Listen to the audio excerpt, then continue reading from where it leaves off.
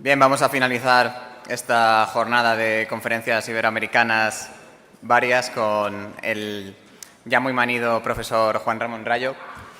Y pues nada, para introducirle un poco, hacer el dime y direte de siempre, director del Instituto Juan de Mariana, director del Máster de Economía de OMA, escritor de varios de los libros de cabecera de todos nosotros a lo largo de nuestros primeros pinitos en el liberalismo y recientemente defensor del feminismo en Twitter. Así que nada.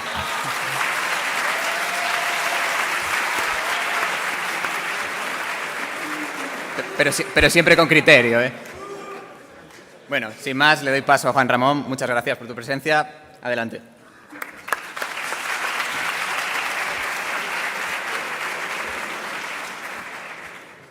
Bueno, muchas gracias a todos, también a las críticas que han venido desde el lado de la derecha vieja, que siempre también son de agradecer.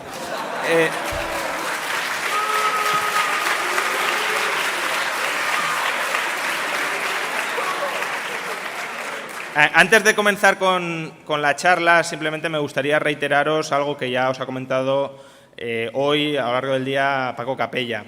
No es que quiera caer en una falacia del falso dilema, pero tomaos como que tenéis dos posibilidades al terminar esta charla. Y las dos son buenas, ¿eh? No, en este caso no hay una que sea mala. La primera es ir a rodear el Congreso, para que no digan que los liberales no pasamos a la acción civil, política y social y que dejamos ese terreno a los de Podemos. La segunda es ir al stand del Instituto Juan de Mariana y inscribiros en las listas que tenemos allí para que mantengamos el contacto. Muchos de vosotros, los que estáis en Students for Liberty, pues una vez dejéis la universidad, algunos seguiréis con Students, pero otros, inevitablemente, al ser un grupo más de cariz universitario, probablemente iréis perdiendo el contacto. No digo que sea lo ideal ni mucho menos, pero sí es algo que probablemente muchos ya habéis notado que pasa. En el instituto estamos con los brazos abiertos para colaborar con vosotros, tanto en continuar de alguna manera la formación o para que vosotros empecéis también a formaros, que seguro que en vuestro campo de especialidad habréis avanzado mucho, para continuar con la formación, para continuar trabajando en distintos proyectos en defensa de la libertad en todos los órdenes, también en el feminista.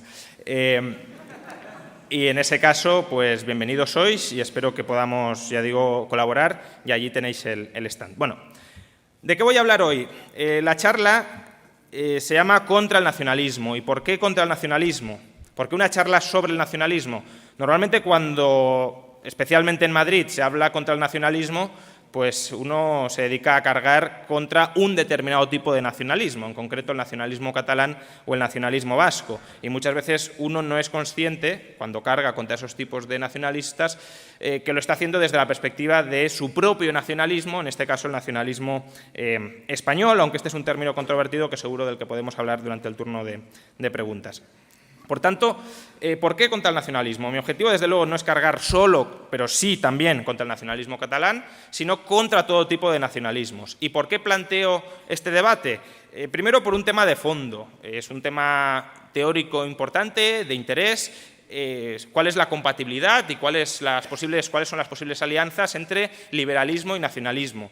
Dos importantes pensadores dentro de la tradición liberal, por ejemplo Huerta de Soto o Murray Rothbard, son partidarios de compatibilizar liberalismo y nacionalismo. Por ejemplo, el profesor Huerta de Soto, en su artículo Teoría del nacionalismo liberal, dice: siempre y cuando se cumplan los principios que hemos explicado en el apartado anterior, libre autodeterminación, libre comercio y libertad migratoria, las ideas de nación y de nacionalidad, lejos de ser perjudiciales para el proceso de interacción social, son altamente positivas desde el punto de vista liberal, pues enriquecen, refuerzan y ahondan el proceso espontáneo y pacífico de cooperación social. Asimismo, también Rothbard, en Nations by Consent, lo que viene a decir es que el liberalismo tiene que aliarse con el nacionalismo para ir destruyendo desde dentro los estados actualmente existentes. Por tanto, hay una cuestión teórica y es cuál es la compatibilidad entre liberalismo y nacionalismo. Y hay otra cuestión más de actualidad, más práctica, y es el resurgir importante de las ideas nacionalistas que se están produciendo, ya no en España, que siempre lo hemos tenido, aunque quizá ahora de manera más clara con pues el momento especialmente exacerbado de secesionismo en Cataluña, de independentismo en Cataluña, pero no es ese el nacionalismo incluso que me preocupa más a medio o largo plazo, sino el nacionalismo que estamos viendo resurgir como una respuesta a la globalización en muchas partes distintas del planeta, y que en algunos casos también algunos liberales plantean la posibilidad de compatibilizar, de aliarse con esos movimientos nacionalistas, por ejemplo el Brexit, que yo mismo lo he apoyado, pero no desde una perspectiva nacionalista ni mucho menos, o de manera más clara pues las alianzas que algunos sugieren se pueden entender entre Donald Trump como un nacionalista estadounidense y el liberalismo en general. Por tanto, creo que estos dos temas justifican el propósito de la charla, que, como digo, insisto, es reflexionar sobre el nacionalismo y, en concreto, no nos vamos a engañar ya desde el mismo inicio, contra cualquier perspectiva nacionalista, incluso diría nacional. A la hora de analizar una sociedad se pueden adoptar dos perspectivas que son las dos erróneas. Los liberales suelen caer, o algunos liberales suelen caer solo en una de ellas. Y esas dos perspectivas son el individualismo extremo y el colectivismo. El individualismo extremo, que seduce a muchos individuales, que incluso lo confunden con el individualismo metodológico, sostiene o plantea la idea de que los grupos no existen, que lo único que existen son los individuos y que un grupo no es nada distinto a un conjunto de individuos, a una suma de individuos. Un grupo es más que una suma de individuos. Un grupo lo podemos definir como dos o más individuos conectados dentro y a través de un conjunto de relaciones sociales. Es importante lo de conectados no solo a través, porque una serie de conexiones lo que conforma es una red, sino también que están conectados dentro de esa red. Y dentro implica que hay algo fuera, es decir, los grupos, y esto es muy importante a la hora de entenderlos, tienen fronteras. No son o no tienden a ser muy permeables. Los grupos se definen tanto por lo que son como por lo que no son. Se definen tanto por quién está dentro del grupo como quien está fuera del grupo. Por tanto, definiendo así los grupos, parece claro que los grupos existen y que los grupos además son muy importantes y muy relevantes para cualquier persona. De hecho, es muy complicado entender qué es una persona sin hacer referencia a los grupos de los que forma parte. Si os pedimos a cualquiera de vosotros que os defináis, probablemente os empezaréis a definir en función de los grupos a los que pertenecéis. Somos hijos de, somos amigos de, tenemos las ideas de, nos gusta esta determinada afición, este determinado grupo, somos naturales de, es decir, hemos nacido en. De hecho, si os fijáis, el origen de los apellidos, y el apellido es algo absolutamente crucial para individualizar a una persona, muchos orígenes de apellidos están aquí. Es decir, en el origen, en el lazo familiar, en la profesión que se mantenía. Por tanto, el individuo se define en gran medida en función de aquellos grupos a los que pertenece. Es más, los propios individuos se autorreconocen a sí mismos, obviamente, como miembros de ese grupo.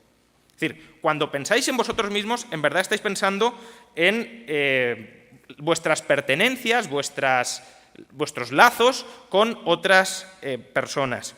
Es verdad que son pertenencias, que son lazos, que son conexiones subjetivas, pero negar que los grupos existan porque dependan de las ideas que tengan las personas acerca de los grupos es justamente negar el subjetivismo. Si leéis La contrarrevolución de la ciencia de Hayek, veréis que en lo que incide es que un científico social no tiene que analizar solo la realidad material, sino también las ideas que determinan la acción de la persona en torno a esa realidad material. Por tanto, las ideas que tenemos sobre los grupos a los que pertenecemos son parte de la realidad y son importantes a la hora de entender la realidad. Es más, los grupos no son solo, como decía, la suma de individuos, porque de hecho pueden hacer cosas que una suma o un conjunto de individuos por separado no es capaz de hacer. Los grupos permiten la sociabilidad, la cooperación, la defensa o la diversificación de riesgos, cosas, insisto, que si no existe el grupo como entidad, simplemente existen individuos sueltos, atomizados, no son capaces de hacer. Otra cuestión, cuando se niega que los grupos existan, probablemente lo que se quiere decir es que los grupos no son agentes, que los grupos no actúan intencionalmente. Eso es cierto, aunque hay muchos grupos que se parecen mucho a un agente y que casi llegan a actuar intencionalmente en función de los órganos y de las estructuras que tienen. Por tanto, el individualismo extremo en el que caen muchos liberales es un error, es un reduccionismo que impide comprender una parte fundamental de la realidad y de los motivos por los que actúan y se comportan las personas. Ahora bien, el colectivismo, que es contra lo que muchos liberales se oponen y con razón, también es un error. No solo existen los grupos o no solo son relevantes los grupos. Los individuos también existen y también tienen una relevancia crucial. ¿Por qué existen los individuos? Pues primero porque las personas tienen rasgos que son individuales, es decir, que son característicos de esa persona, su aspecto, sus creencias, sus habilidades particulares, que no son necesariamente compartidas por otros miembros de ese grupo. Pero es que además, incluso dando mucha importancia a los grupos, una persona pertenece a varios grupos simultáneamente. Por tanto, no todas las personas tienen la misma identidad en cuanto a los grupos a los que pertenecen. Podéis individualizar las personas según los distintos grupos de los que forman parte y, por tanto, las personas son separables del grupo, son individualizables frente al grupo, tienen sus propios fines, tienen sus propios objetivos y, de hecho, es habitual que una persona escoja formar parte de un grupo o escoja salirse del grupo. Por tanto, podemos distinguir grupo y persona y es una distinción que sí tiene sentido. Tan poco sentido, por tanto, tiene negar que existan los grupos como negar que existan los individuos. Los dos son importantes y los dos existen. Sí es verdad que en cuanto a los grupos, las personas podemos llegar al extremo de identificarnos tan estrechamente con un grupo, de estereotiparnos tanto con respecto a la pertenencia de un grupo que prácticamente vaciemos nosotros mismos con respecto a nuestra comprensión de nosotros mismos, que vaciemos completamente nuestra identidad individual y simplemente nos definamos y nos identifiquemos en función de la pertenencia a ese grupo. Que eso es justamente lo que pretenden muchos colectivistas. ¿Por qué? Porque una vez anulas cualquier tipo de individualidad, una vez una persona se convierte únicamente en un engranaje más del grupo, hay otras personas que son las que manejan el grupo, que pueden aprovecharse y pueden controlar a esa persona de manera absoluta. Bien, por tanto, los grupos existen, los individuos existen. Ahora bien, que existan los grupos no significa que cualquier cosa sea un grupo. Es decir, no cualquier suma aleatoria de personas conforma un grupo. Los grupos tienen una serie de características comunes que son importantes tener en cuenta a la hora de entenderlos y a la hora de definirlos. Primero, los grupos se basan en la interacción, es decir, sus miembros interactúan. Segundo, los grupos tienen algunos objetivos comunes, algunos propósitos compartidos, no necesariamente todos, precisamente por lo que hemos dicho, porque los individuos son separables, son distinguibles en parte del grupo, pero los grupos sí tienen un propósito común. Los miembros del grupo son interdependientes, unos dependen en mayor o menor medida de otros, y la consecución de los objetivos, en parte individuales, en parte grupales, dependen de esas interdependencias. Los grupos tienen estructuras. Los miembros tienen roles, tienen jerarquías y tienen normas de comportamiento internos que regulan la interacción entre las personas. Y luego los grupos están unidos, están cohesionados, ya digo, en mayor o menor medida. O se percibe que tienen un destino común, sus miembros son más o menos similares, están próximos y, por tanto, tanto los que están dentro del grupo perciben ese destino común como los que están fuera del grupo perciben que los de dentro tienen un destino y una unidad particular. Por tanto, esos son los rasgos que definen a un grupo y en función de que estos rasgos, de que estas características estén más o menos acentuadas, podemos distinguir diferentes clases de grupos.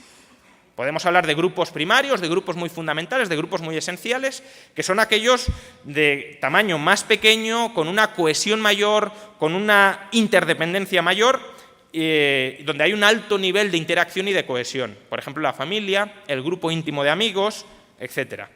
Luego tenemos grupos sociales.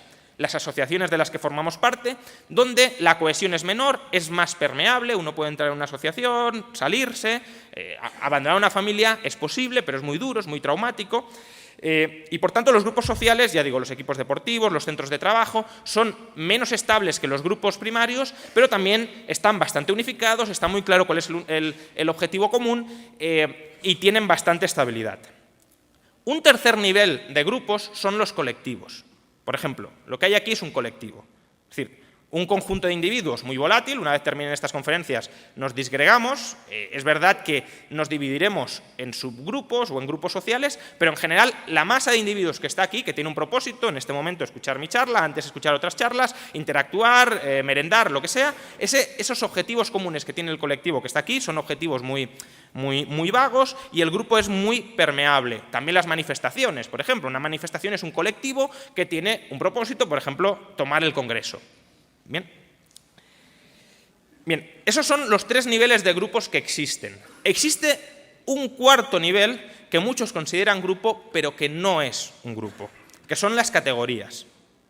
Las categorías son conjuntos de individuos que tienen rasgos compartidos, pero ni tienen objetivos comunes, ni son interdependientes, ni tienen estructura, ni ellos se perciben como unidos o partes del mismo grupo. Por ejemplo, la categoría de personas rubias, o la categoría de personas mujeres, o la categoría de trabajadores. Son categorías que no forman un grupo, son características que, es verdad, pueden estar presentes al mismo tiempo en muchos individuos, pero que no tienen ni interacciones, ni objetivos comunes, ni interdependencia, ni estructura, ni unidad. Por tanto, no son grupos. Bien. Entonces, tenemos, por un lado, grupos y, por otro, categorías. Hay grupos que son de carácter natural, sean primarios o no primarios, hay grupos naturales, la familia es uno de ellos, todo el mundo nace en un grupo, todo el mundo nace en una familia, también en cierta medida el vecindario, todo el mundo nace en algún sitio, normalmente no aislado absolutamente de cualquier otra agrupación humana y por tanto nace en un entorno que tiene una serie de objetivos compartidos. Incluso si la familia, por ejemplo, tiene una determinada fe religiosa, todo el mundo nace, al menos de inicio, luego se puede salir, pero todo el mundo nace en esa confesión religiosa. Por tanto, esos son los grupos de carácter natural, los grupos en los que el individuo, al nacer, quiera o no quiera, pertenece y forma parte de ellos. Luego hay otros que son grupos de carácter artificial, por ejemplo, un trabajador de una determinada empresa. Es el propio trabajador, bueno, pactando obviamente con el empresario, el que decide integrarse en ese grupo. Una persona no nace integrada en un grupo de trabajo. Y luego también hay categorías naturales. Pues si tenemos los ojos azules, si somos rubios, si somos más altos, más bajos, si somos hombres, si somos mujeres, si nos gustan las mujeres, si nos gustan los hombres, todo eso son categorías de las personas, categorías que definen a las personas. Bien, tenemos grupos naturales, categorías naturales. Incluso tenemos categorías también artificiales.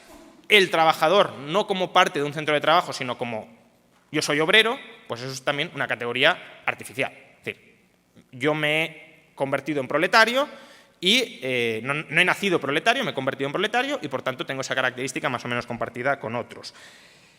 Bien, los movimientos políticos son movimientos que pretenden tomar el poder y para tomar el poder tienen que ser movimientos de masas.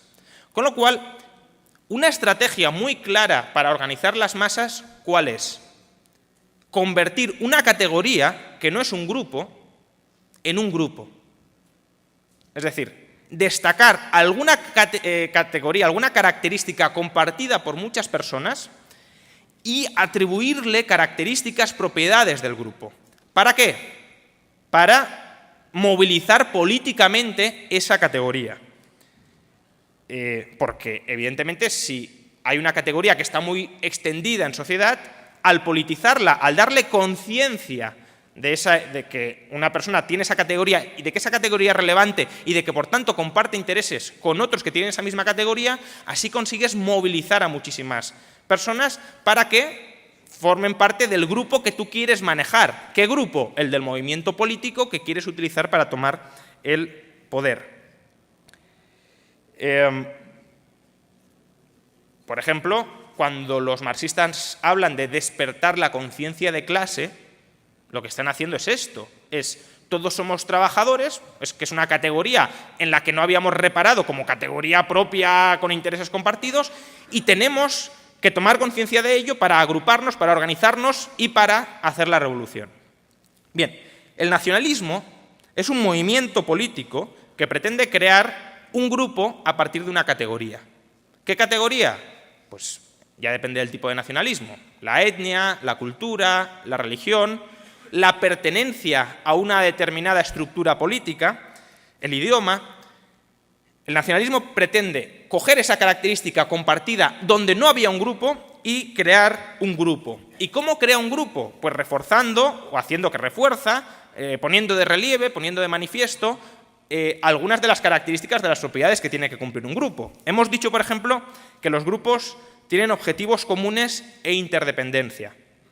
Por tanto, si tú quieres crear un grupo nacionalista, es decir, quieres despertar la conciencia de que ese rasgo, pues ya sea por ejemplo la etnia o la cultura o el idioma, está conformando una categoría o un grupo social propio que debe actuar para tomar el poder, pues tienes que incidir en que todos los que hablan un determinado idioma, por ejemplo, o todos los que son de una determinada etnia, tienen objetivos comunes y son interdependientes. Por ejemplo, ya sabéis que Primo de Rivera definía la patria como unidad de destino en lo universal. Es decir, estamos unidos en el destino, nuestro destino es común. Ya me diréis que tiene que ver el destino de todos los que estamos aquí, aunque la mayoría seamos españoles. Nada, absolutamente nada. Y eso que aquí somos españoles, en algunos, también de Iberoamérica, pero españoles y liberales. Por tanto, tenemos más características compartidas. Y aún así, no tenemos nada o prácticamente nada en común. Ni un destino común, cada uno vive su vida, cada uno pues busca sus respectivos objetivos. Pero el nacionalismo lo que intenta hacer es crear la imagen de que todos los que comparten un determinado rasgo, son miembros de una determinada categoría, tienen un destino compartido y que, por tanto, tienen que mantenerse unidos, cohesionados. Es decir, el nacionalismo intenta que las personas que tengan esa característica se autorreconozcan miembros de esa nacionalidad. Intenta, ya digo, destacar las características que conectan a una persona con el grupo que el nacionalismo quiere crear. Y por eso se habla de lengua propia. ¿Propia de quién? ¿De qué grupo? ¿De qué categoría? ¿De qué nacionalidad? Se habla de historia común. La historia común es la historia mundial. O la historia de todos los que hayan mantenido algún tipo de interacción entre ellos. De costumbres y folclores propios de esa nación. De una religión compartida. Pues compartida, en un mismo territorio puede haber tropecientas religiones y no por eso esas personas dejan de formar necesariamente grupos, dejan de asociarse, dejan de cooperar, dejan de convivir. De hecho, al final, lo que nos dicen es que las naciones son fruto de la historia. Es decir, de una historia común, con nuestras propias gestas, con nuestros propios héroes, con una continuidad histórica, como si nosotros tuviéramos algo que ver con los íberos que habitaron en la península, simplemente porque formamos parte de la misma nación y somos descendientes supuestamente de esos míticos íberos, o como si uno tuviera que darle mucha relevancia a las gestas del Cid, como si fuera un héroe nacional que nos salvó a todos, cuando en todo caso sería un mercenario que trabajaría para determinadas agrupaciones políticas y que desde luego pudo condicionar en parte los acontecimientos históricos. Pero ¿qué conexión tiene eso con tu identidad? Tiene la conexión que te han querido crear, porque esa es la cuestión. Es decir, el nacionalismo necesita lavar el cerebro para crear identidades y para que nos identifiquemos con eso que objetivamente no tiene nada que ver con nosotros. Vosotros os identificáis, o algunos os identificaréis con el Cid, pero seguro que no os identificáis con algún shogun de Japón. Cuando la relevancia que tiene de cara a vosotros es exactamente la misma, es decir, prácticamente ninguna. Y por eso las naciones, la idea de identidad nacional es una cuestión clave, que incluso desde Ciudadanos defienden que sea así, que debe construirse desde la educación pública. La educación pública es un instrumento para crear mentalidad nacional, para cohesionar al grupo nacional, para enseñarle cuál es su historia, su identidad, su lengua. Es decir, para uniformizar el grupo y cohesionar el grupo. También por eso es tan importante arramblar con otras identidades que choquen con la que tú quieres resaltar como genuina de una persona. De ahí los procesos de limpieza étnica, de limpieza cultural, las inmersiones, porque todo rasgo que no case con la identidad mítica que se ha creado con la nación está constituyendo una afrenta a la pervivencia de ese mito nacional compartido entre todos. O por eso las naciones también se reivindican como haciendo la guerra con respecto a otros grupos, vendiendo que todos los extranjeros están coaligados para conquistar esta gloriosa nación, para colonizar esta gloriosa nación. Y por último, otra estrategia para, digamos, generar conciencia de nación es crear estructuras. Y por eso, que es algo de lo que voy a hablar luego, por eso muchos nacionalismos aspiran a crear su propio Estado, porque el Estado, de alguna manera, es la estructuración de la nación, es la estructuración de la conciencia de la nación, de los procedimientos por los que actúa la nación y de la forma en la que la nación actúa y toma decisiones.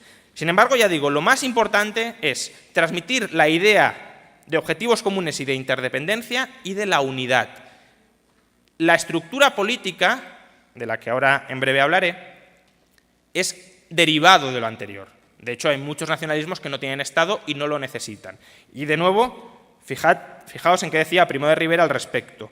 Una región es mayor de edad cuando ha adquirido tan fuertemente la conciencia de su unidad de destino en la patria común, que esa nación ya no corre ningún riesgo por el hecho de que se aflojen las ligaduras administrativas. Es decir, la administración no es absolutamente esencial para mantener el espíritu nacional.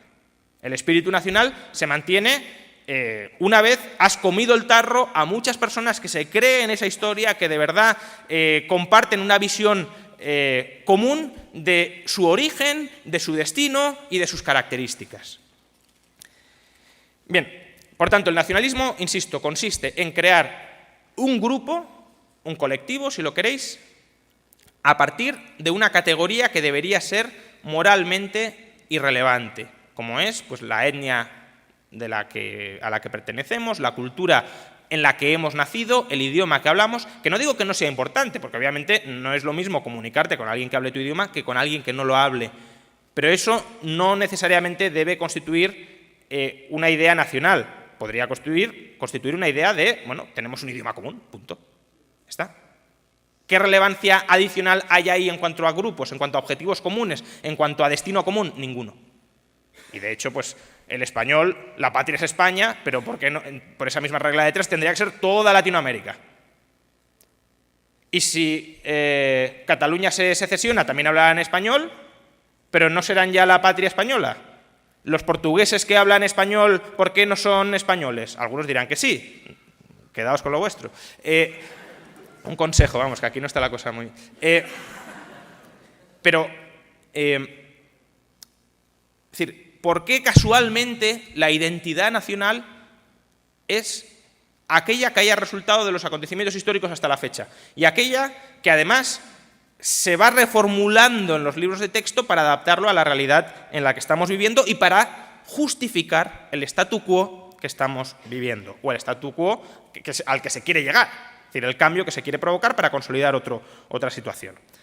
Entonces, en este sentido podemos distinguir dos tipos de nacionalismos. Nacionalismo no político, que no tiene aspiraciones políticas, y un nacionalismo que sí tiene aspiraciones políticas. El tipo de nacionalismo dependerá en gran medida del objetivo de quien movilice el grupo. El nacionalismo puede surgir por cuestiones defensivas. Imaginad que hay una cultura, que es verdad, que puede haber una cultura más o menos compartida o un idioma más o menos compartido, y viene un grupo extranjero y quiere aniquilar ese idioma o esa cultura. Bueno, pues en ese caso, alguien que quiera defender esa cultura o ese idioma puede decir, vamos a montarnos la historia de que somos una nación para coordinarnos mejor en defender esas señas nacionales, en defender esa cultura, en defender ese idioma frente a la agresión, frente a la invasión. Es decir, no es que hubiese una nación antes, es que la nación deriva de la necesidad de organización para hacer frente a la cultura que te está desplazando. Ese sería el nacionalismo más de tipo cultural, no político, un nacionalismo más resistente, que aún así es dañino. ¿Por qué? Porque meten a gente en grupos a los que ella no tenía conciencia de pertenecer. Y siempre que creas un grupo que además no tiene ninguna finalidad para los individuos que lo conforman, estás generando ya tensiones. Estás generando tensiones dentro del grupo, gente que no quiera estar en el grupo o que quiera estar en otro rol con otra serie de normas y que debe estar o a la que incluyes en el grupo, y tensiones hacia afuera, hacia los que no están en el grupo y quieren entrar, o hacia los que están fuera del grupo y los consideras enemigos, adversarios o distintos por no pertenecer a ese grupo. Por no hablar de que normalmente cuando perteneces a un grupo tienes un cierto sentimiento de superioridad, porque al final, ¿por qué ese grupo sí y por qué otro grupo no? Si lo escoges, creerás que ese grupo es mejor que otros, normalmente. Y si formas parte de él, intentarás, aunque sea como un mecanismo de defensa, no martirizarte diciendo pertenezco al grupo más tonto, al grupo más débil. Bueno, en España pasa de todo, pero en general intentas no decir que tu grupo es la última basura disponible, sino que tu grupo, al menos en algunos rasgos, es superior a los demás. Y a partir de ahí ya surge el sentimiento de xenofobia o la visión de inferioridad de otras personas por no pertenecer a tu grupo y, por supuesto, si tú crees que tu grupo es absolutamente maravilloso, que no vengan de fuera a embrutecernos el grupo, es decir, barrera migratoria absoluta, porque entonces están deteriorando el grupo. Pero, como digo, el nacionalismo verdaderamente preocupante ya no es el no político, que tiene sus críticas, o está expuesto a sus críticas, sino sobre todo el nacionalismo político. La idea esencial del nacionalismo político es que la soberanía pertenece a la nación, que la soberanía es de la nación. Por ejemplo, Ernest Geller, uno de los teóricos más conocidos del nacionalismo, dice: el nacionalismo es un principio político que sostiene que debe haber congruencia entre la unidad nacional y la política. Es decir, la política tiene que ir de la mano de la nación. El nacionalismo es una teoría de la legitimidad política que prescribe que los límites étnicos no deben contraponerse a los políticos. En este caso estamos hablando de un nacionalismo étnico, pero básicamente lo que está diciendo es el Estado tiene que coincidir con la nación y la nación es la dueña de ese Estado. De hecho, la idea de nación es una idea funcionalmente muy útil después de que los estados patrimoniales o los estados meramente militaristas empiezan a desaparecer. Es decir, una vez deslegitimamos al rey para que gobierne, una vez deslegitimamos al monarca como dueño del Estado, la siguiente pregunta es: ¿y de quién es el Estado? Es decir, el Estado hasta ahora era el rey, que tenía una legitimidad dinástica, divina, lo que fuera, y por tanto no había dudas de quién era el Estado. El Estado era del rey, no era nuestro, era del rey. Como mucho podíamos poner contrapesos para limitar el Estado, pero era propiedad privada del rey. O el Estado era una unión militar que nos interesaba conformar para defendernos de otro grupo que quería conquistar específicamente este territorio. Ahora, una vez ya eso se abandona, y una vez ya pasamos a no, es que el Estado no es del rey, tampoco hay inmediatamente una amenaza militar, esta estructura, ¿a quién pertenece? Pues a la nación, es decir, al pueblo, que es exactamente igual a la nación. Hoy sería la gente. Y ahí llegamos al concepto de soberanía nacional. El soberano es la nación. Y eso es una idea que incluso los propios liberales han promovido, porque es una idea que viene de las Cortes de Cádiz, que justamente contraponían la soberanía de la nación a la soberanía del monarca, a la soberanía de la familia del monarca. Y hoy, desde luego, sigue siendo absolutamente imprescindible esta idea de soberanía nacional para que el Estado actúe, para que el Estado se legitime. Porque, y esto liga mucho evidentemente con la idea democrática, pero ¿democracia dónde? Porque eso también es interesante. Es decir, cuando uno critica la democracia podría ser una democracia planetaria, una democracia aleatoria. No, estamos hablando de un determinado tipo de democracias, las que existen hoy, que son las democracias nacionales, las democracias asentadas en la nación. Las democracias asentadas bajo el presupuesto de que es la nación la que debe gobernar y que, por tanto, la nación cómo se organiza y cómo expresa su voluntad por el procedimiento democrático. Entonces, hoy la soberanía nacional es la base del Estado, de casi cualquier Estado, de prácticamente, a lo mejor para no pillarme los dedos, quizá Liechtenstein, pero prácticamente todos los Estados se basan en la soberanía nacional. ¿Por qué, por ejemplo, un grupo de catalanes no se puede independizar de España? Porque atenta contra la soberanía nacional. Lo típico de no podemos dejar que otros decidan de lo que tenemos que decidir todos. ¿Y por qué tienes que decidir tú sobre eso? No, porque atacan la unidad de la nación. Y la nación es de todos.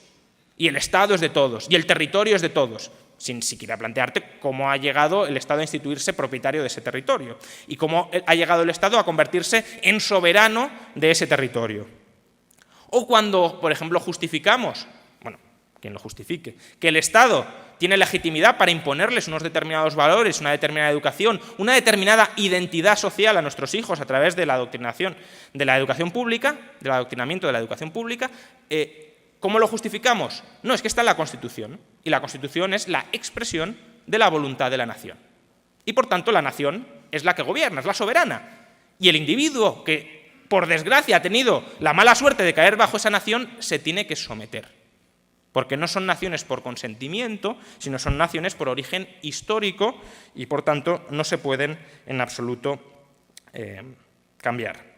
De hecho, una teórica del nacionalismo, Zsuzsanna Malešević, dice lo siguiente: el nacionalismo sigue siendo la herramienta más potente de legitimidad estatal y el mecanismo más confiable para lograr la movilización de masas. El nacionalismo está hoy en la base de la concepción del Estado-nación, de la idea de que el Estado es legítimo. Evidentemente, ¿qué problema tiene la idea de soberanía nacional? Pues bueno, la soberanía nacional genera problemas dentro del grupo de la nación. Por lo que hemos dicho, las personas no pertenecemos a un solo grupo, pertenecemos a muchos, y por tanto imponer un grupo como el soberano implica que el resto son grupos subordinados, que el resto de grupos no tienen soberanía de ningún tipo, no tienen autoridad para gobernarse o para perseguir ciertos fines que atenten contra los fines compartidos e impuestos por el grupo soberano. Y por tanto hay una especie de imposición totalitaria, si lo queréis, del grupo dominante sobre todos los demás. Grupo dominante que aplasta a todos los demás y que evidentemente genera tensiones entre las personas. ¿Por qué? Porque aquellas personas que se identifiquen mucho con ciertos grupos, que son grupos subordinados al grupo nacional, considerarán que están siendo permanentemente atacadas por las imposiciones de ese grupo nacional. Imaginad una persona que su lealtad máxima es con el catolicismo. Bueno, pues si la soberanía nacional dictamina que tenemos que ser un Estado absolutamente laico, incluso laicista, antirreligioso, que es algo que soberanamente puede decidir la nación, esa persona se sentirá absolutamente atacada con ese grupo. Y además le dirán, no, es que te tienes que aguantar, no te puedes salir de este grupo, porque tú formas parte del grupo necesariamente. No te puedes, como digo, separar. Y eso, por tanto, genera conflictos. ¿Por qué convertimos a un grupo dominante y no a otros? ¿Por qué tenemos un Estado-nación y no un Estado teocrático? ¿Por qué el Estado-nación es más legítimo que el Estado teocrático? Es decir, ¿por qué el grupo-nación tiene mayor legitimidad para gobernar a las personas que el grupo-religión? ¿O por qué no tenemos un Estado matriarcal? ¿Por qué el grupo definido por el sexo no tiene más legitimidad para gobernar que el grupo definido por el lavado histórico de cerebro conformado a través de una nación? Luego, otro problema, evidentemente, es que la pertenencia a los grupos, es decir, una cosa es que yo me sienta parte de ciertos grupos, pero no los priorice de la misma manera, y que, por tanto, me impongan como prioritario un grupo que para mí no es el prioritario. Pero es que puede llegarse hasta el caso, por lo que hemos dicho, porque la pertenencia al grupo en parte es subjetiva, es decir, depende de que yo me reconozca como parte de ese grupo, puede llegar el caso que yo no me sienta miembro de ese grupo. Y te dicen, no, es que eso no depende de ti, eso depende de la historia. Tú no eres, elegir ser español es como elegir nacer hombre o nacer mujer. Mentira. Elegir ser español es proceso de una imposición política y de un lavado histórico de cerebro. Y quien dice español dice catalán, dice vasco o dice cualquier cosa vinculada a la nacionalidad. Otra cosa es que vosotros estéis, algunos, muy a gustos con esa identidad que habéis heredado socialmente, bien, y queráis mantenerla. Perfecto. Ahora, quien no la quiera mantener, ¿qué motivo hay, primero, para imponérsela socialmente, en el sentido de, no, tú eres español? Y ya, no digamos políticamente. decir, ¿por qué políticamente el Estado tiene que seguir mandando sobre la base de esa idea de soberanía nacional? Luego, un tercer problema interno es que incluso, aunque todos formaran parte del mismo grupo, es decir, todos se reconocieran como españoles y todos sintieran que son españoles, la voluntad de los grupos no es una voluntad unívoca. Los grupos no quieren únicamente una cosa per se. Las preferencias de los grupos, ya lo hemos discutido muchas veces, no son agregables en un sentido objetivo. Esto es lo que se conoce como el teorema de imposibilidad de Arrow. La voluntad colectiva, es decir, la decisión grupal, depende tanto de las preferencias individuales como del método de agregación de esas preferencias individuales. Y, por tanto, si cambiamos el método de agregación, si cambiamos el método de sintetizar las preferencias individuales en preferencias grupales, la preferencia grupal cambia. Con lo cual, al margen de que vaya a haber ciclos de tensión interna, porque no habrá estabilidad en el sentido de decisiones permanentes, sino que irán rotando, puede haber gente que no se sienta en absoluto representado con esa decisión colectiva, aun cuando pudiera tener algo que ver con él, simplemente por el método de agregación. En definitiva, los grupos que no reconocen la libre asociación y desasociación corren el riesgo de convertirse en herramientas, en instrumentos para oprimir a las personas. ¿Por qué? Porque sus derechos, los derechos individuales, los marca la propia comunidad. No existen derechos del individuo al margen del grupo nacional. Y, por tanto, ese grupo nacional puede perfectamente decidir explotar como guste y como quiera, bajo la idea de soberanía nacional, puede decidir explotar como guste y como quiera los derechos de las personas. Pero también hay problemas no hacia dentro del grupo, sino hacia fuera del grupo. La idea de soberanía nacional también es problemática hacia el exterior. Primero, porque los extranjeros son vistos como amenazas potenciales. ¿Por qué? Porque de entrada ya no son miembros del grupo y es conflictivo ver cómo se integran en el grupo, con qué derechos se integran en el grupo. Es decir, tienen derecho a determinar la voluntad del grupo, tienen derecho a quedarse, pero aunque los extranjeros no quieran venir, los extranjeros son un foco de culturas y de ideas ajenas al grupo. Y si el grupo, en gran medida, la legitimidad de la existencia de ese grupo se basa en las ideas que supuestamente cohesionan y caracterizan a ese grupo, si el grupo importa ideas de fuera que desplazan la identidad originaria de ese grupo, será visto como una forma de socavar esa soberanía. Por tanto, los extranjeros son amenazas potenciales, porque tienen su propia cultura, su propia etnia, su propia religión, y cuando tú conviertes en bases de la legitimidad de la soberanía política esos rasgos, cualquiera que no comparte esos rasgos es un peligro. Por tanto, los otros grupos, quizá se pueda llegar a cooperar con ellos, pero desde luego no cabrá, bajo una perspectiva nacionalista, integración con esos grupos. El nacionalismo solo acepta la integración con otros grupos que son vistos como distintos, y recordad, el grupo se define por lo que no es, también por lo que no es decir, tiene que marcar gente que no forma parte del grupo. La integración con grupos extranjeros solo se podrá producir de una manera, por dominación y asimilación de ese grupo extranjero, no por una fusión de culturas, un mestizaje cultural. Eso el nacionalismo no lo puede aceptar porque atenta contra su idea y legitimidad originaria de identidad grupal. Y precisamente por eso el nacionalismo tiende a formas políticas degeneradas. No digo que todo nacionalismo sea eso o necesariamente tenga que caer en eso, pero la exacerbación del nacionalismo llega, por un lado, al fascismo como sistema político, que es un grupo, es decir, un rasgo del grupo nacional o del grupo de las personas que conforman esa supuesta nación. Un rasgo se convierte en el dominante, en el determinante sobre todos los demás y al cual se tienen que someter todos los demás. Lleva económicamente al mercantilismo, como un sistema económico potencialmente cerrado, donde el beneficio se evalúa no en términos individuales. Yo no comercio con otro en función de si a mí me viene bien. Comercio en función de si al grupo le viene bien, de si el grupo sale ganando o sale perdiendo, frente a otros grupos, incluso frente a la dominación política futura de otros grupos. Por eso toda la idea de industrias nacionales, campeones nacionales, que ya tienen además un componente estratégico. ¿Estratégico de qué? Estratégico político-militar. Es decir, un grupo podría decir, a mí que venga una industria extranjera, que venga Uber y sustituya a los taxistas, fantástico. ¿Por qué? Porque me presta a todo el mundo de este grupo un servicio más eficiente. Pero Uber es extranjera, es de otro grupo y por tanto están metiendo un virus dentro del grupo. Y por tanto, el grupo, ya no incluso como los fines y las preferencias de cada uno de los individuos que forman el grupo, sino la finalidad del grupo en sí misma es expulsar a Uber. Es que Uber no entre, es que nosotros tengamos el control de aquellas actividades que desarrollamos dentro del grupo que sean relevantes. Y por último, el nacionalismo también lleva, ya lo he apuntado, en el ámbito exterior, en política exterior, al imperialismo.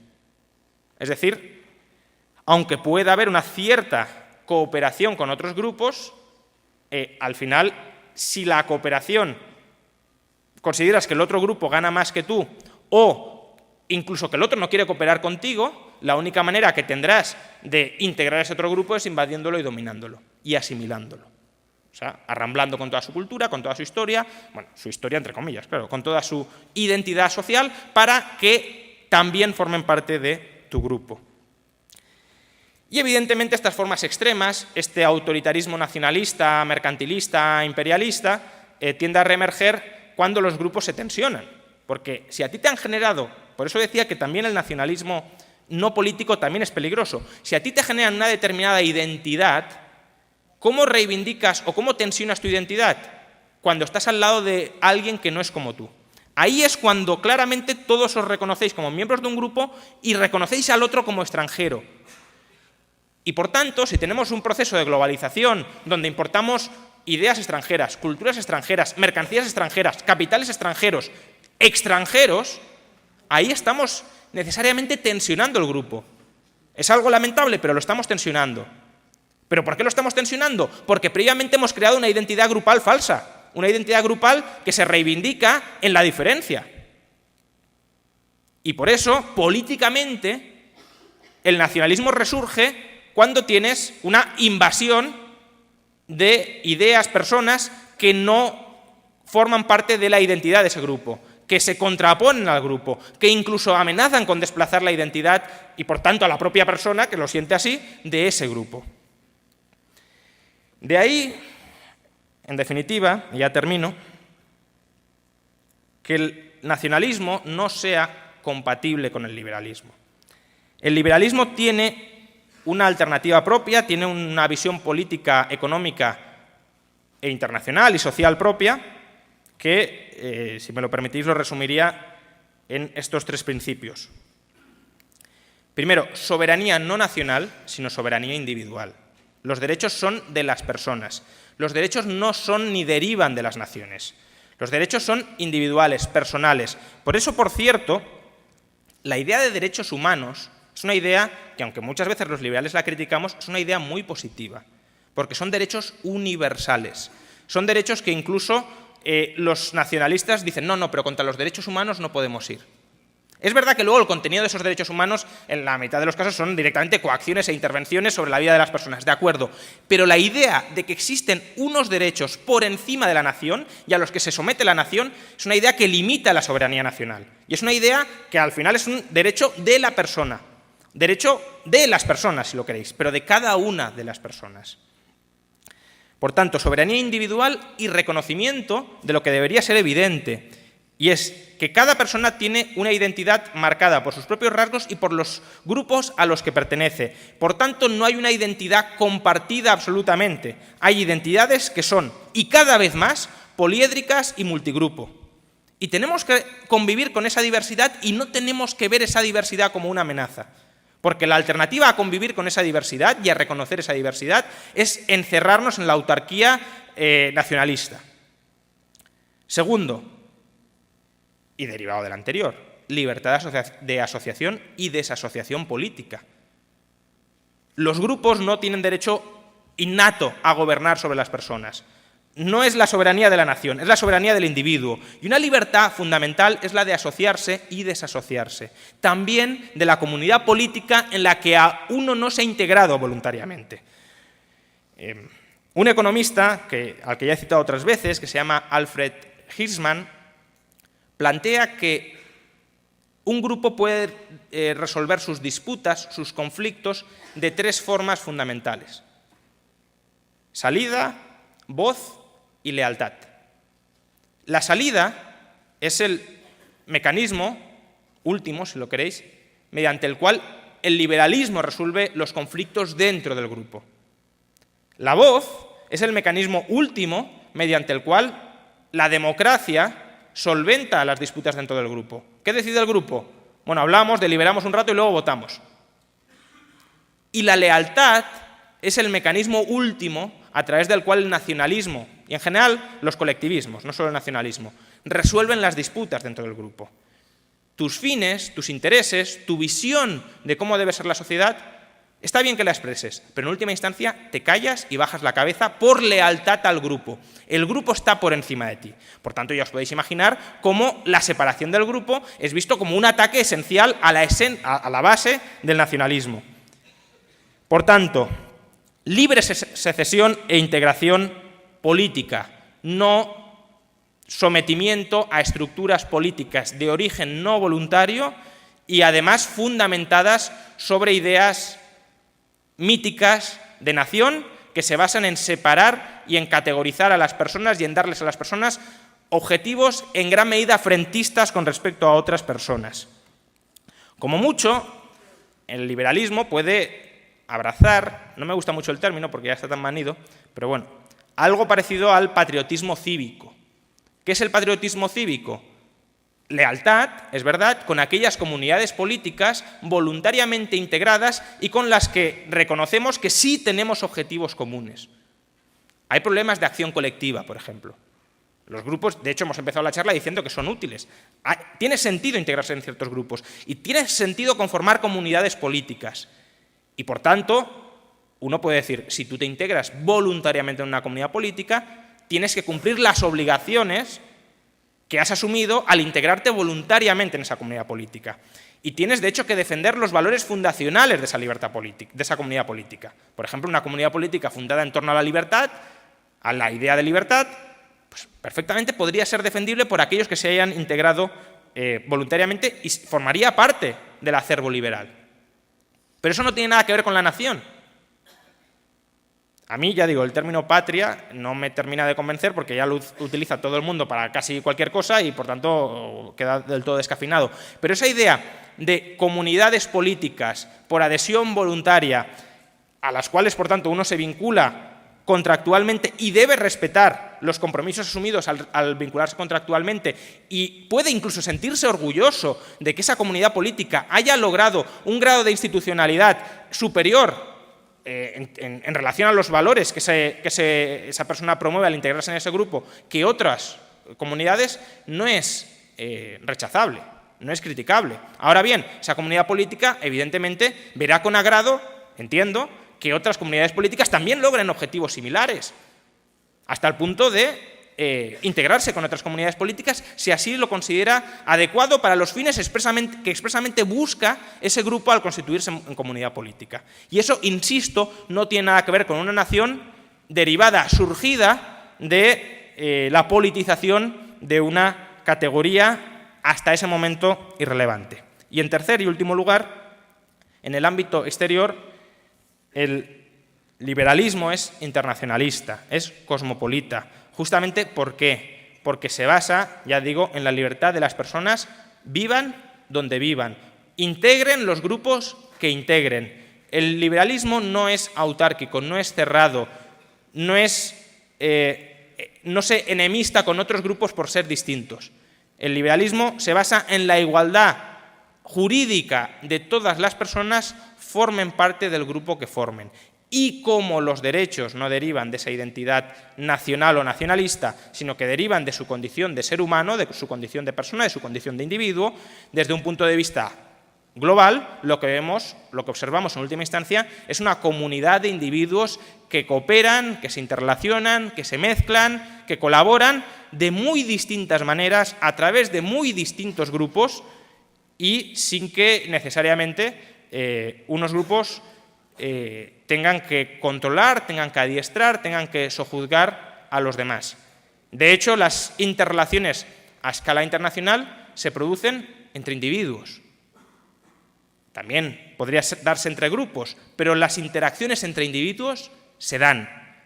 Y, por tanto, como se dan, hay que reconocer la existencia, y afortunadamente cada vez estamos yendo más hacia ello, de una aldea global, de una comunidad global, donde las personas interaccionan en función, ya digo, de sus libertades y de su libertad, en última instancia, de asociarse o de no asociarse con otras personas. Muchas gracias.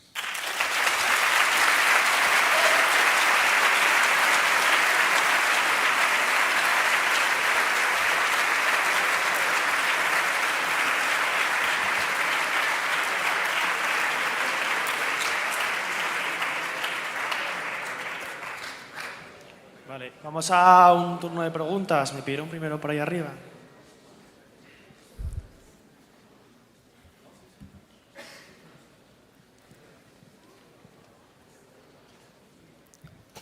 Bueno, enhorabuena por la charla, gracias por venir, siempre es un placer escucharte.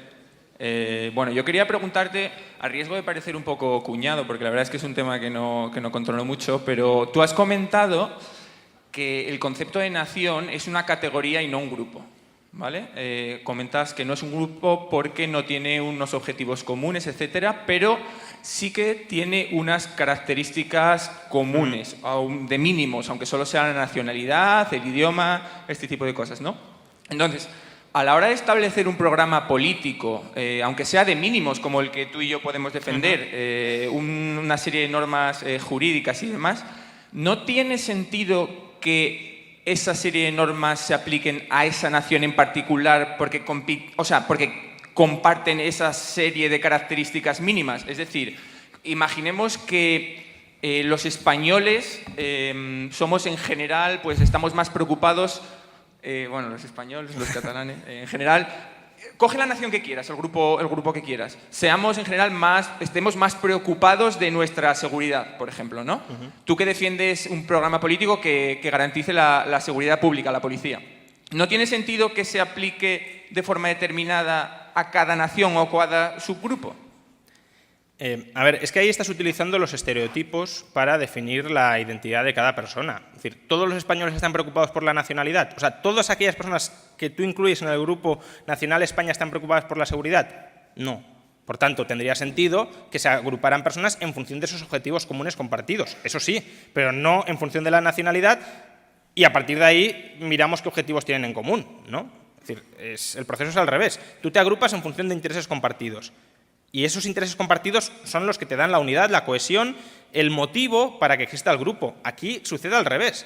Primero nos agrupan en función de criterios bastante, ya digo, aleatorios y en algunos casos incluso irrelevantes. No digo que todos sean irrelevantes, el idioma es evidente que no es irrelevante, pero en otros casos sí. Y en función de eso te dicen, bueno, y tú vamos a sacar una imagen del español medio, un estereotipo del español medio, y vamos a actuar en función de ese agente representativo. No, eso es una forma de justificar la persistencia del grupo nacional, tratando de darle un rostro humano, si lo quieres, pero no funciona así, ni en otros ámbitos de la sociedad operas así.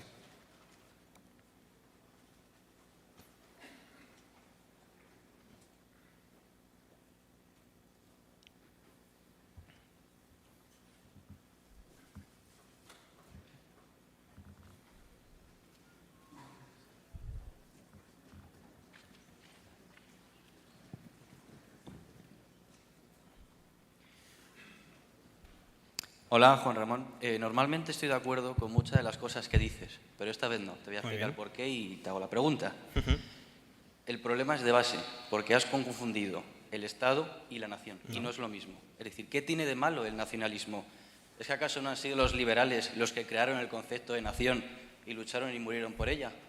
Simplemente mira la gente que está aquí en los cuadros de las paredes. Todos ellos eran liberales. Ahí fuera también están. Algunos de ellos fueron liberales en el Partido Liberal de España. Liberales en las Cortes de Cádiz, que defendieron una idea que has dicho tú antes, pero que parece que ahora reniegas de ella, que es la nación es de todos, no es propiedad privada de un rey o de un grupo de personas. La nación es de todos. Y esa es una idea liberal. Por lo tanto, cuando oigo a liberales decir hoy que la nación es algo fascista, yo no lo entiendo. Yo no lo entiendo por el sencillo hecho de que los liberales de España y de todos los países del mundo, incluido Estados Unidos, han defendido siempre la idea de nación. Los que no lo han defendido son los anarquistas. Eso sí, pero esos por definición no son liberales. Entonces la pregunta es, ¿no crees que tu conferencia debería estar titulada en contra del totalitarismo más que en contra del nacionalismo? No, en absoluto. De hecho,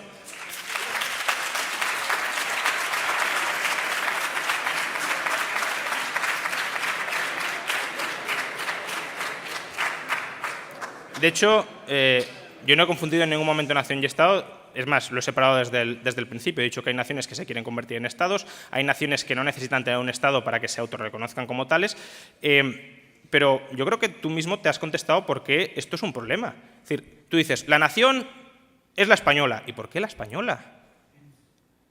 Es decir, ¿porque lo dices tú y lo dice otro grupo que se sienten españoles? Y los que no se sienten españoles, ¿qué hacen? Se tienen que someter a ese sentimiento grupal vuestro.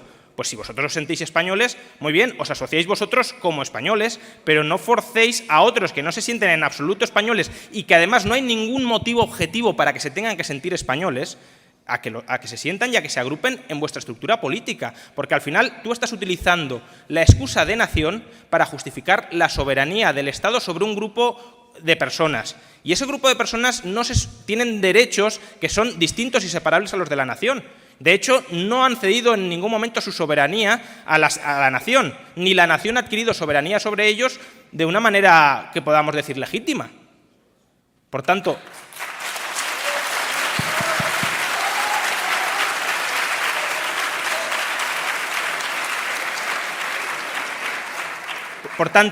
si me dices, ¿un sentimiento compartido de nación es malo? Sin tener aspiraciones políticas, yo creo que es un frentismo, es introducir ruido, es introducir tensiones, es introducir conflictos en la sociedad que no aportan generalmente nada y que además suelen ser instrumentos para su posterior politización y aprovechamiento político. Pero bueno, ya te he dicho que el nacionalismo no político, siendo malo, no me parece especialmente dañino siempre y cuando se mantenga no político. Ahora, la idea de soberanía nacional, aunque la hayan defendido liberales, y los liberales a lo largo de la historia también han defendido muchísimas burradas, incluso la esclavitud, el hecho de que los liberales hayan defendido la soberanía nacional no convierte a la soberanía nacional en una propiedad o en una idea propia de los liberales, lo convierte en un error histórico que hayan cometido los liberales, y en concreto aquí muy especialmente.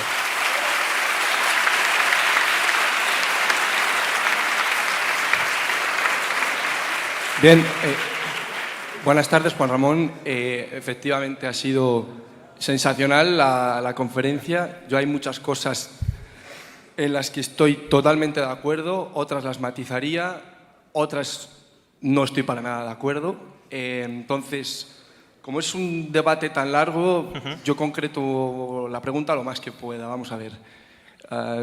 Nosotros, que somos, como has dicho, la mayoría somos españoles, somos liberales. Yo soy liberal, defiendo un Estado lo más pequeño que se pueda. Soy español, no me considero nacionalista. Punto. No debería ponerse más el foco, no deberíamos estar más preocupados, porque aquí tu charla es contra el nacionalismo.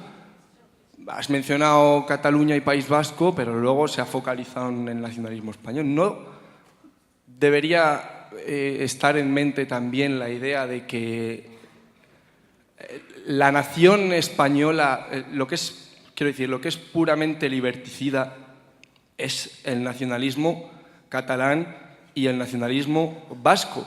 O sea, los de la inmersión lingüística no somos nosotros. También. Los de las multas en castellano, a los que rotulan en castellano, no somos nosotros. Los que han matado durante años por defender una idea de nación, no somos nosotros. Nosotros lo que tenemos es un margallo del gobierno del Partido Popular, el Partido Popular, la supuesta, muy supuesta derecha, que dice cosas pues como que Cataluña, bueno, todos lo sabemos lo que dice margallo. Entonces, no debería ser A ver, más lo otro. Gracias. A ver, tú también estás sujeto a una inmersión lingüística. De hecho, la Constitución...